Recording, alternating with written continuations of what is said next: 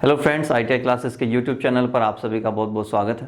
तो दोस्तों, हमारा चैप्टर चल रहा था एसी थ्योरी और लास्ट क्लास में हम लोगों ने बात की थी आपके इंडक्शन, इंडक्टेंस और साथ ही साथ इंडक्टिव रिएक्टेंस के विषय में, जिससे संबंधित जो थ्योरी थी, जो फॉर्मूला थे, वो हम पढ़ चुके थे। आज उससे संबंधित हम क्वेश्चन हल करने वाले हैं। तो थोड़ा सा एक बार पीछे को रिवाइंड कर लेते हैं। इंडक्शन हमने बताया था, तो इंडक्शन होता क्या है। एक चीज हम थोड़ा उसमें छूट गया था हमारा कि इंडक्शन जो होता है या इंडक्टेंस जो होता है वो कितना होता है, दो प्रकार का होता है। हमने कहा था कि इंडक्शन अगर हम करें इंडक्शन, तो इंडक्शन होता है क्या, प्रेरण होता है।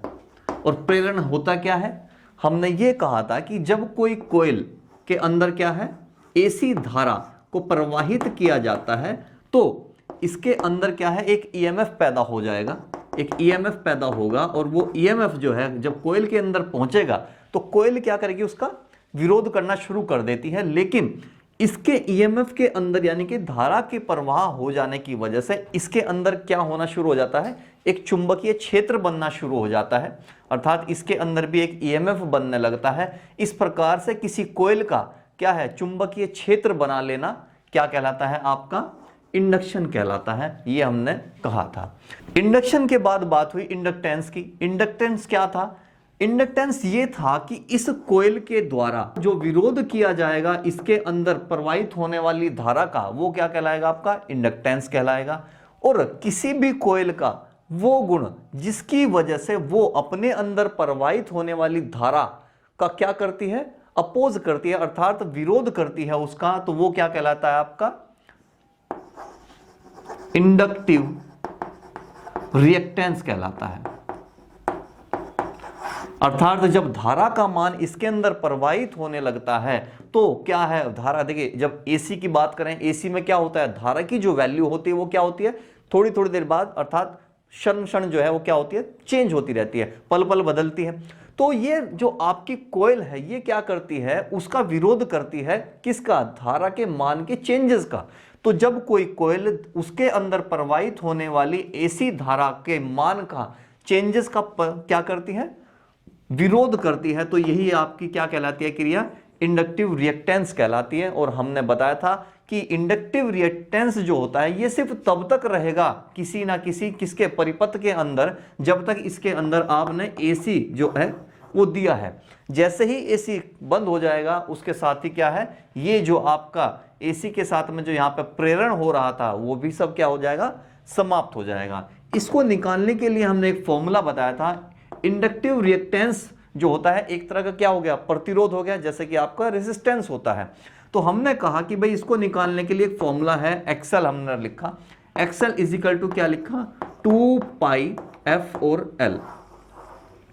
एल क्या है यहाँ पे, ये रिएक्टेंस हो गया, और ये क्या हो गया, आपका इंडक्टिव रिएक्टेंस हो गया। 2 पाई और एफ क्या है, आपकी फ्रीक्वेंसी है। तो इस फॉर्मूले के द्वारा जो है हम क्या करते हैं, आपकी इंडक्टिव रिएक्टेंस को निकाल लेते हैं, जैसे कि इस सवाल में आपका इंडक्टिव रिएक्टेंस निकालने के लिए कहा गया है। साथ ही साथ हम ये कहते हैं कि भाई इसके अंदर आपसे धारा भी पूछ ली जाए कि इस प्रकार का जो आपका परिपथ है जिसमें आपने एसी दिया है करंट, तो उसके अंदर यदि मुझे धारा का मान निकालना हो, चूंकि बात कर रहे हैं हम किसकी, इंडक्टिव रिएक्टेंस की, तो IL धारा ये हो गई। और ओम के नियम के अनुसार क्या होता है, I is equal to V/R होता है। लेकिन यहां जो रिएक्टेंस है वो रिएक्टेंस नहीं है, यहां पे क्या है, आपका इंडक्टिव रिएक्टेंस है। तो इंडक्टिव की बात कर रहे हैं, अर्थात एक्सएल की बात कर रहे हैं, तो R ना लिखते हुए हम क्या लिखते थे, यहां पर XL रखते थे। अब इस फॉर्मूले के द्वारा हम धारा का मान निकाल लेते हैं। अब बात कर लेते हैं ये सवाल जो आपके पास लिखा है उसकी। यदि 100 माइक्रो हेनरी, माइक्रो हेनरी क्या है, आपका यूनिट है, किसकी है, एक्सएल, अच्छा, अर्थात किसकी, इंडक्टिव रिएक्टेंस में जो आएगी आपकी इंडक्शन मान की एक चौक, इंडक्शन का दे दिया आपको 100 माइक्रो हेनरी इंडक्शन, यानी कि आपको किसकी वैल्यू दे दी है, एल की वैल्यू आपको मिल गई है। एक चौक अर्थात कोयल 200 वोल्ट की वोल्टता, इसका मतलब क्या हो गया, आपको वोल्टेज भी मिल गई कि वोल्टता पर 50 हर्ट्ज फ्रीक्वेंसी वाले, 50 हर्ट्ज क्या मिल गया आपको, फ्रीक्वेंसी का मान भी आपको मिल गया है, एसी स्रोत से जोड़ी गई है। तो इंडक्टिव रिएक्टेंस तथा विद्युत धारा की गणना करें। देखिए इंडक्टिव रिएक्टेंस का फॉर्मूला आपके पास ये रहा, अर्थात आपको एक्सेल की आपसे वैल्यू पूछ रहा है। एक्सेल बराबर रखते हैं इसी में 2 गुणा पाई का मान कितना होता है, या तो 22/7 कहिए, या फिर आप क्या कह सकते हैं 3.14 भी बोल सकते हैं, 3.14 इंटू फ्रीक्वेंसी आपको दी है कितनी, आपकी 50 फ्रीक्वेंसी है, और इंटू एल की वैल्यू आपको दे रखी है 100 माइक्रो हेनरी।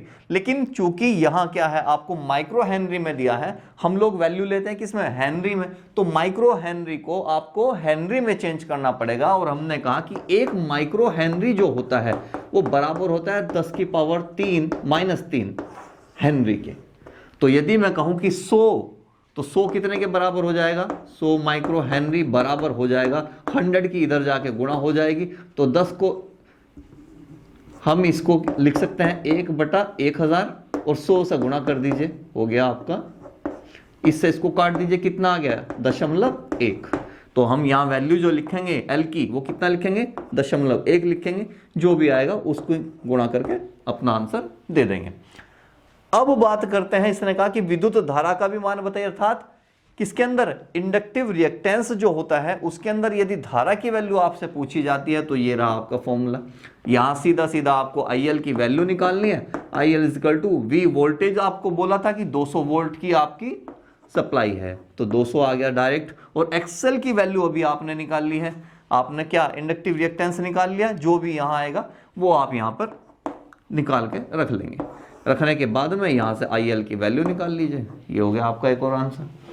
तो इस प्रकार के सवाल में जहां पर आपसे बात की गई हो इंडक्टेंस की और किसकी, इंडक्टिव रिएक्टेंस निकाला गया हो, या फिर धारा की वैल्यू आपसे निकलवाना चाहता है, तो उसके लिए आपके पास में डायरेक्ट फॉर्मूला है, यहां पर आप वैल्यू रख के निकाल सकते हैं। चलिए अब बात करते हैं आपके प्योर इंडक्टिव सर्किट की, अर्थात शुद्ध इंडक्टिव परिपथ है आपका। नाम से ही आपको स्पष्ट हो जाएगा, सर्किट है एक ऐसा सर्किट जिसके अंदर सिर्फ और सिर्फ क्या लगा है, आपका इंडक्टर लगा हो, किसी अन्य प्रकार का कोई संयोजन ना हो। जैसे कि अगर मैं ये कहूं कि जैसे हम कहते हैं कि रेजिस्टेंस को जोड़ा जाता है श्रेणी क्रम या फिर पैरेलल क्रम के साथ, इसी प्रकार के कैपेसिटर को जोड़ा जाता है, अर्थात एक परिपथ के अंदर सिर्फ और सिर्फ क्या है, आपका इंडक्टर लगा हो, ना ही रेजिस्टेंस लगा हुआ हो, ना ही आपका कैपेसिटर लगा हो, सिर्फ क्या लगा है, आपका इंडक्टर लगा होता है। तो ऐसे परिपथ को हम क्या बोलते हैं, प्योर इंडक्टिव सर्किट कहते हैं। अब प्योर इंडक्टिव सर्किट की जो वेव्स हैं उनको देख लेते हैं। हम ये कहते हैं कि जो इंडक्टर होता है उसके अंदर क्या होता है, उसके अंदर या तो स्व प्रेरण होगा, या फिर हो सकता है कि म्यूचुअल इंडक्शन हो सकता है, इस प्रकार का इंडक्शन होता है। और इंडक्टर का काम क्या है, इंडक्टर क्या करता है, अपने अंदर जो धारा का प्रवाह हो रहा है उसको क्या करता है, उसका विरोध करता है, अर्थात उसके अंदर जो धारा जा रही है उसके मान के चेंजेस का विरोध करना शुरू कर देता है। उसी की वजह से होता क्या है कि इनकी जो धारा की वेव्स हैं, देखिए हमने कहा था कि शुरू में अल्टरनेट के 2 राशियां होती हैं, पहली होती है आपकी वोल्टेज और दूसरी होती है धारा। अब अगर मैं ये कहूं कि भाई ये वोल्टेज की मेरी क्या है, वेव्स हैं, अगर ये वोल्टेज की वेव्स हैं तो धारा की जो वेव्स होंगी इस ग्राफ के अंदर उनमें क्या फर्क होगा, फर्क ये होता है कि जो धारा की जो वेव्स होती हैं उनमें, और साथ ही साथ जो आपकी वोल्टेज कहिए या फिर आप EMF कहिए, वोल्टेज की वेव के बीच 90 डिग्री का अंतर होता है। अब हमने कहा कि भाई इसके अंदर क्या होता है, जो वोल्टेज और धारा का जो ग्राफ होगा ना उसके अंदर 90 डिग्री का फर्क होता है। जैसे कि अगर मैं कहूं कि भाई ये तो 0 हो गया, यहां मेरा 180 डिग्री हो जाता है, यहां आके 360 हो जाता है, अगर मैं बीच में कहूं तो ये 270 हो गया, यहां कहूं तो मेरा 90 डिग्री हो जाएगा। तो हमने ये कहा कि भाई जो वोल्टेज होगी ना आपकी, वोल्टेज और जो धारा होगी उनके बीच में 90 डिग्री का फर्क होगा, अर्थात धारा जो है EMF के बाद शुरू हुई होगी। अगर मैं ये कहूं कि भाई यहां से शुरू होती है इस प्रकार से, तो ये मेरी क्या आ गई है, ये होगी मेरी धारा। तो हमने कहा कि धारा की जो वेव्स होंगी वो वोल्टेज की वेव्स के बीच में 90 डिग्री का अंतर होता है, अर्थात धारा जो है बाद में शुरू होगी, वोल्टेज पहले शुरू हो जाएगा। तो वोल्टेज यहां पहुंचा, उसके बाद ये शुरू होती है। जब वोल्टेज अपने मैक्सिमम पर पहुंच जाएंगी तब जो है वोल्टेज के बाद में धारा शुरू हो रही है। तो होता क्या है, इसकी वजह क्या है कि भाई धारा जो है 90 डिग्री के बाद शुरू होती है ग्राफ में। वजह क्या होती है, वजह इसकी ये होती है, देखिए हम ये कहते हैं कि भाई ये मेरे पास में एक एसी है और एसी को मैंने जोड़ दिया है किसके साथ में, एक कोयल के साथ। ये मेरी एक कोयल है। तो जब मैंने एसी का प्रवाह करना शुरू किया तो धारा की देखिए इसकी कोई दिशा नहीं होती, लेकिन हम ये कहते हैं कि सपोज कर लीजिए अगर मैं यहां से जो है इसका वोल्टेज देना शुरू करता हूं, अर्थात धारा देनी शुरू कर दी, तो इसके अंदर जो एक वोल्टेज पैदा हुआ अर्थात ईएमएफ बनना शुरू हो जाता है। ईएमएफ बनता है, लेकिन ये जो कोयल है, कोयल भी अपने अंदर क्या करती है, विरोध करती है किसका, धारा के मान का। अब वो हमने कहा कि भाई जो धारा का मान है इसकी वजह से इसके अंदर क्या हुआ होगा, एक प्रेरण होगा, अर्थात इसके अंदर एक चुंबकीय गुण उत्पन्न हुआ। उस चुंबकीय गुण की वजह से यहां पर भी क्या है, एक ईएमएफ पैदा होता है, अर्थात कोयल का भी एक अपना ईएमएफ होता है। जैसे हमने एसी दिया, यहां से एक ईएमएफ बना या फिर वोल्टेज बना, एक ईएमएफ तो यहां से निकला जो कि आपने दिया उसे। साथ ही साथ जैसे ही करंट यहां पहुंचा, इसके बाद में कोयल ने क्या किया, कोयल के अंदर भी क्या है, एक ईएमएफ पैदा हो गया, अर्थात एक विरोधी ईएमएफ पैदा हो जाता है। अब जो ये ईएमएफ है जैसे ही कोयल के अंदर जाता है तो इसकी वैल्यू आपके ग्राफ में यहां से शुरू हो जाती है। अब जैसे ही ये गया और यहां जाने के बाद मैक्सिमम पॉइंट पर पहुंचा तो धीरे धीरे क्या होता है, ये जो ईएमएफ इसके अंदर प्रवाहित हो रहा है वो इस वाले ईएमएफ का क्या करेगा, धीरे धीरे इसको समाप्त करना शुरू कर देता है। अर्थात जो ईएमएफ इसने पैदा किया है वो ईएमएफ जो है इधर से एसी की वजह से जो है धीरे धीरे क्या होता है, समाप्त होना शुरू हो जाता है। तो वो समाप्त कब होगा, जब ये जो हमने इसके अंदर एसी दिया है उसका आपका वोल्टेज जो है जब तक वो अधिकतम मान पर पहुंचता है। अब अधिकतम मान पर वो पहुंचा, अधिकतम मान पर पहुंचने के बाद में ये जो ईएमएफ पैदा हुआ था, अर्थात विरोधी ईएमएफ जो पैदा हुआ था, वो क्या है, अपना मिनिमम शुरू हो जाता है, अर्थात वो कम होना शुरू हो जाएगा।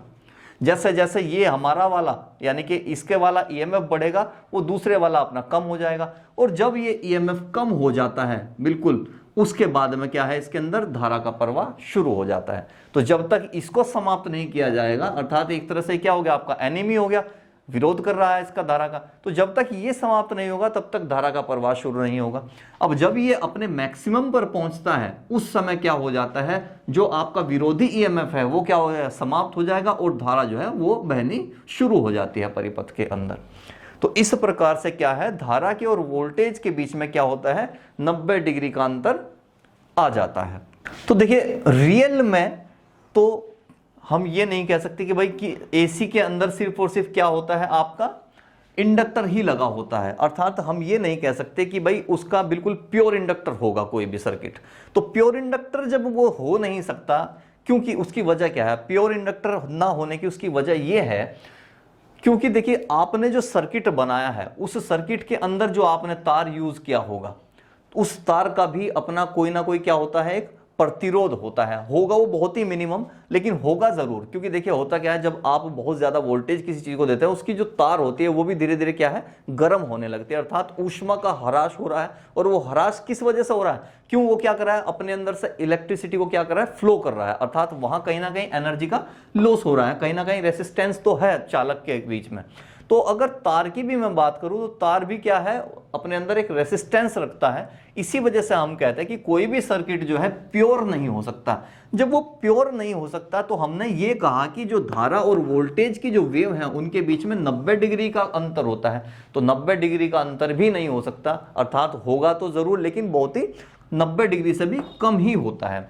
अब हमने ये कहा कि भाई अगर मैं कहूं कि प्योर इंडक्टिव सर्किट मेरे पास है और मुझे इसके अंदर बहने वाली धारा का मान पता करना है, तो धारा का मान कैसे निकालेंगे, आपने कहा जी इंडक्टिव है तो IL हो गया। IL इजिकल टू किसके हो जाएगा, हमने बताया था कि ओम का नियम यहां पर काम करता है। आपने कहा I इजिकल टू V/R होता है ओम का नियम तो, लेकिन बात कर रहे हैं किसकी, इंडक्टर की। तो इंडक्टर के केस में R तो है ही नहीं, क्योंकि R की तो हमने बात ही छोड़ दी, क्योंकि इसके अंदर रेसिस्टेंस तो लगा नहीं। आपने कहा जी रेजिस्टेंस तो नहीं लगा है, लेकिन इसके अंदर क्या है, आपका क्या लगा था, एक्सल तो था ना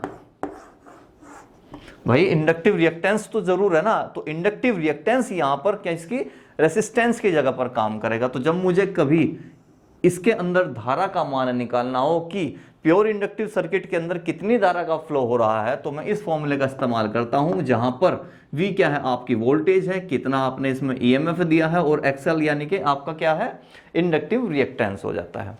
तो इससे बेस्ड कुछ सवाल कभी पूछे जाते हैं, हालांकि इतने ज़्यादा कभी सवाल पूछे नहीं गए हैं, इसलिए हम लोगों ने जो है इस पर जो न्यूमेरिकल्स हैं उसको अभी नहीं किया है। आगे कहीं अगर आपके किसी इंपॉर्टेंट उसमें एग्जाम पेपर में कोई ना कोई सवाल अगर आया होगा तो इसको हम वहाँ पर करेंगे। तो चलिए अब बात करते हैं आपके नेक्स्ट टॉपिक की, जिसका नाम था आपका कैपेसिटर। आप इसको कैपेसिटर भी बोल सकते हैं। कैपेसिटर के साथ साथ हम इसको एक और नाम से भी जानते हैं, जैसा कि हम लोग अपने घरों में इस्तेमाल करते हैं। जैसा फैन हम यूज करते हैं, फैन होता है, कूलर होता है, उसके अंदर भी एक होता है जिसको हम साथ ही साथ स्टार्टर भी बोलते हैं। आप इसको स्टार्टर भी कह सकते हैं। स्टार्टर के साथ साथ एक और नाम से भी हम इसको जानते हैं, एक और नाम से भी जानते हैं, जो कहलाता है आपका कंडेंसर। तो चलिए इसको शुरू करते हैं। तो चलिए अब बात कर लेते हैं आपके कैपेसिटर की। हमने कहा था कैपेसिटर को क्या बोलते हैं, कंडेंसर भी कहा जाता है। हिंदी में आप इसको संधारित्र बोलते हैं, स्टार्टर भी बोलते हैं, क्योंकि देखिए जिस प्रकार के इक्विपमेंट्स में ये लगाए जाते हैं उस प्रकार से इनके नामों को बताया जाता है। तो कैपेसिटर कहिए, आप कंडेंसर कहिए, या फिर हिंदी में आप संधारित्र कहिए। होता क्या है पहले ये देख लेते हैं। देखिए आपने अधिकतर जो है देखा होगा कि फैन वगैरह जो होता है, आपका कूलर वगैरह होता है, उसमें क्या होता है, एक इस प्रकार की क्या है आपकी युक्ति बनी होती है।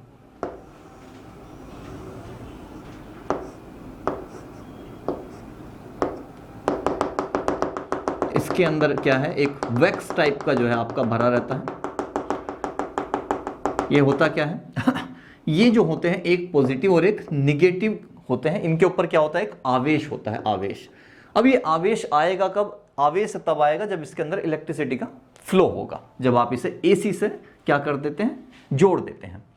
होता क्या है, ये है क्या, हम ये कहते हैं कि कैपेसिटर जो होता है वो युक्ति है जो कि एक किससे अचानक से बनी होती है, तथा जो दो किसकी धातुओं की प्लेटों को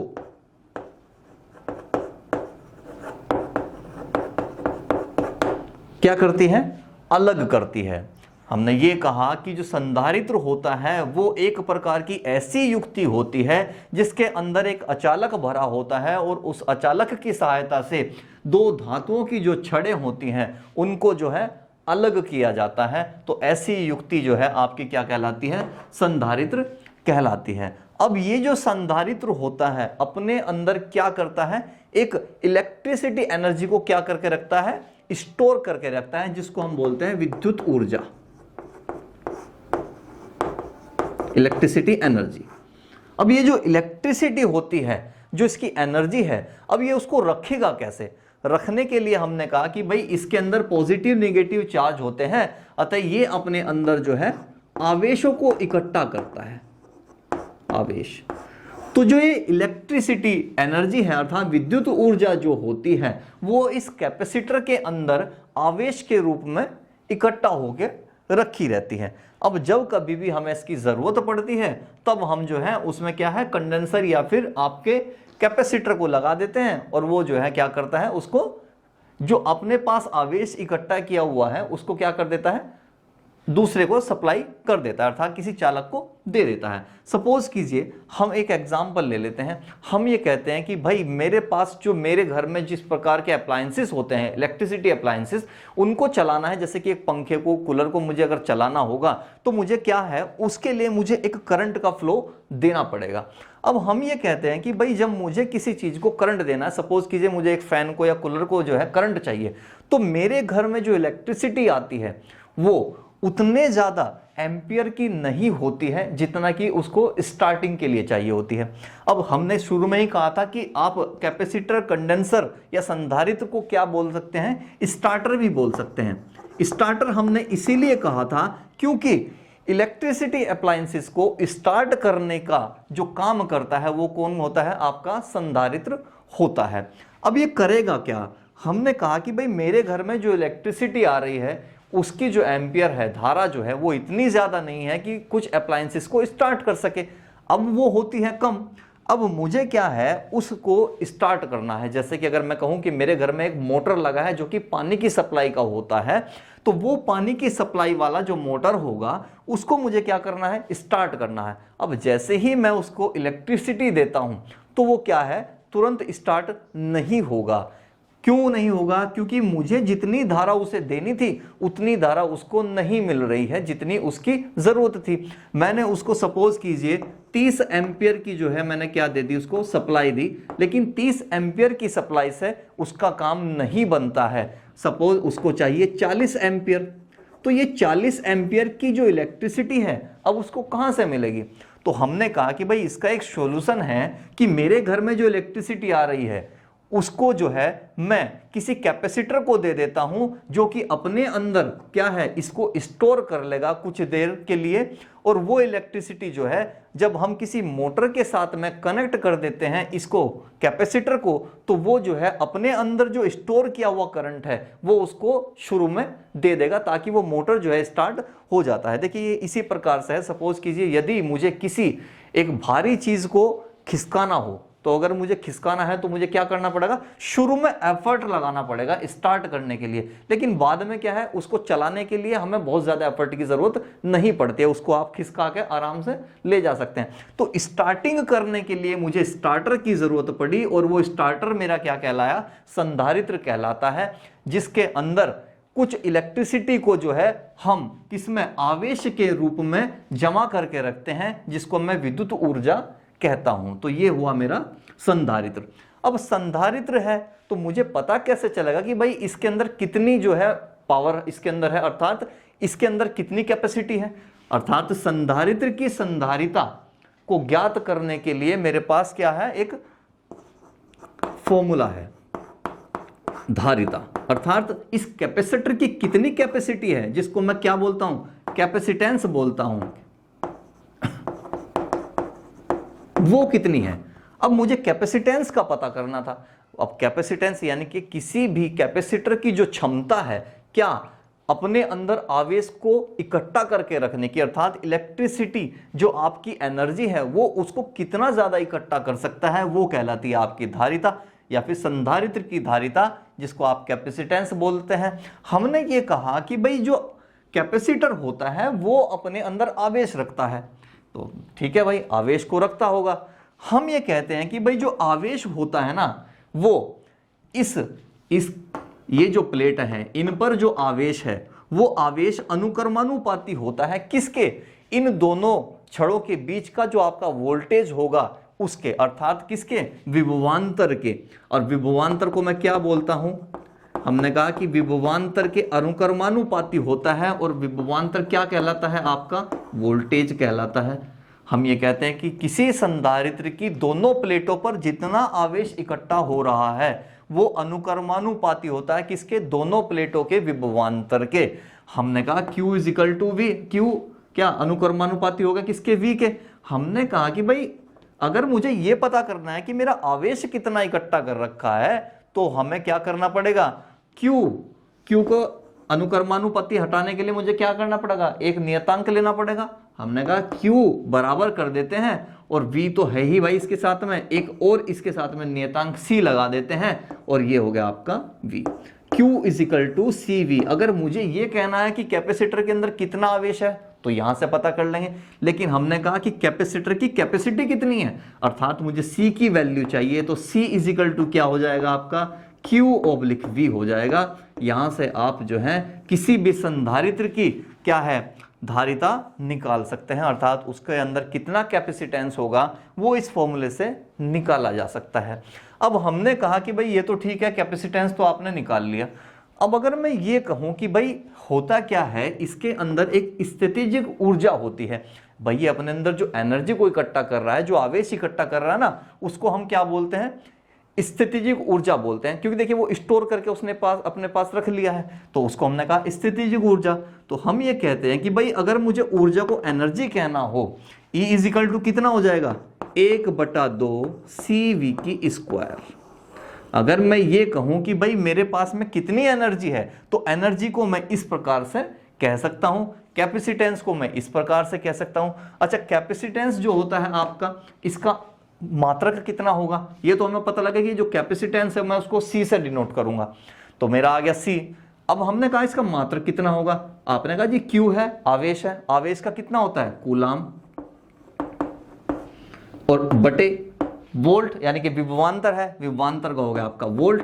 या तो मैं ये कहूं कि भाई मेरे जो कैपेसिटेंस का जो मात्रक है कूलाम बटे वोल्ट है, या तो मैं ये कह दूं, या फिर मैं इसको क्या बोल दूंगा, मैंने इसको कहा जी मैं इसको फैरड बोल देता हूं। तो C से डिनोट करते हैं और मात्रक कितना हो जाता है कैपेसिटेंस का, फैरड हो जाता है। अगर मैं ये कहूं कि कैपेसिटेंस की एनर्जी कितनी है उसके अंदर, तो मैं क्या करूंगा, 1/2 CV की स्क्वायर से निकाल लूंगा, और ये एनर्जी कौन सी होती है, स्थितिज एनर्जी होती है, स्थितिज ऊर्जा इसके अंदर रहती है। तो अगर सवाल देखिए आपसे कैसे पूछा जाएगा, सवाल आपसे पूछेगा कि संधारित्र के अंदर जो ऊर्जा है वो कौन सी ऊर्जा है, इलेक्ट्रिसिटी, इलेक्ट्रिकल एनर्जी हो गई, ये भी बोल सकता है। या अगर वो आपसे ऑप्शन में इस प्रकार से दे दे कि भाई ये किस तरह की ऊर्जा है, गतिज ऊर्जा है, स्थितिज ऊर्जा है, किस तरह की है, तो हमने कहा जी स्थितिज ऊर्जा है। क्यों, स्टोर है इसलिए स्थितिज ऊर्जा है, एक ही जगह रखी है, फ्लो नहीं हो रहा है, तो इसलिए स्थितिज ऊर्जा हो गई आपकी। और साथ ही साथ यदि वो आपसे इस प्रकार से पूछ ले कि आपको क्या, आपको दे दिया है, आवेश दे दिया है, वोल्टेज दे दिया है, और आपसे पूछ ले कि इसकी संधारिता कितनी है, तो वो भी आप बता सकते हैं धारिता कितनी हो जाएगी। तो इस प्रकार से क्या हो जाता है, आपका कैपेसिटर हुआ कंप्लीट। ये जो फॉर्मूले यहाँ पर लिखे गए हैं, इन्हीं फॉर्मूले से रिलेटेड है आपके जो भी क्वेश्चन अभी तक पूछे गए हैं। अब जो कैपेसिटर होता है, जिस प्रकार से हम लोग बात करते हैं किसकी, रेसिस्टेंस की, रेसिस्टेंस की, इंडक्टर्स की और कैपेसिटर की, ये सभी के सभी जो हैं किसके, एक सर्किट के पार्ट होते हैं। और ये सभी के सभी क्या करते हैं सर्किट में, सर्किट के ये पार्ट हैं, और सभी जो है एक प्रकार से अवरोध उत्पन्न करते हैं एसी के फ्लो का। तो जब एसी के फ्लो का उत्पन्न करते हैं ये प्रतिरोध, तो हम कहते हैं कि भाई ये तीनों के तीनों जो हैं जब किसी सर्किट के अंदर संयोजित किए जाते हैं तो 2-3 प्रकार से संयोजित होते हैं। जैसे कि अगर मैं कहूं पहला, तो मैंने कहा जी सीरीज कनेक्शन हो सकता है, तो सीरीज कनेक्शन हो जाएगा। दूसरा होगा मेरा पैरेलल कनेक्शन हो जाएगा, जिसको हम क्या बोलते हैं, पैरेलल कनेक्शन को हम क्या बोलते हैं, ये बोलते हैं P8,